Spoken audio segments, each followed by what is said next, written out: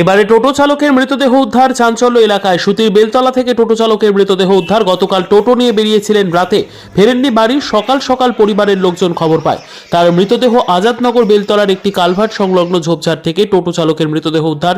মৃত যুবকের নাম সুরাজ শেখ, বয়স 35 বছর। তার বাড়ি সুতি থানার ইংলিশ সাহাপাড়া গ্রামে।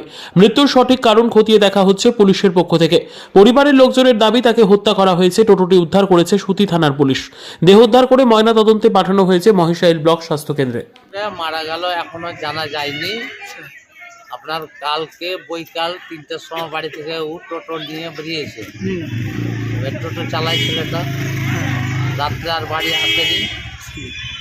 এখন সকালে খবর পেলাম ধলা গ্রাম পেরিয়ে ওই মানে ধলার গ্রামের পাশেই ওখানে লাশটা পড়েছিল। সকালে এবার খবর পেয়ে আমরা এনে ভর্তি করলাম। মারা গেছে এখন? মারা গেছে, হ্যাঁ, তখনই মারা গেছে, আগেই মারা গেছে। মানে এখন কি সন্দেহ হচ্ছে যে মানে সন্দেহ এখন মেরে ফেলা, মানে গলায় ওই গলা টিপার দাগ আছে, মাথায় আঘাত আছে তল দিকে, আর মুখ টুক সব মানে আচর পিচর হয়ে আছে, সব মেরেছে, মুখের উপরই মেরগুলো আছে। তার বয়স কত হবে? তার বয়স 30 বছর। তার কি বিয়ে টিয়ে হয়েছে? ছেলে বিয়ে হয়েছে, 2টো ছেলে মেয়ে আছে, আর একটা মানে একটা পেটে আছে। আচ্ছা, বলছি তার নামটা কি? তার নাম হচ্ছে সুরাজ শেখ, বাড়ি? বাড়ি ইংলিশ সাহাপাড়া। আপনি কি হন তার? আমি তার কাকা। আপনার নাম? গোলতাব হোসেন। এখন তাকে কোথায় নিয়ে এসছেন? এখন মহিষার হসপিটালে।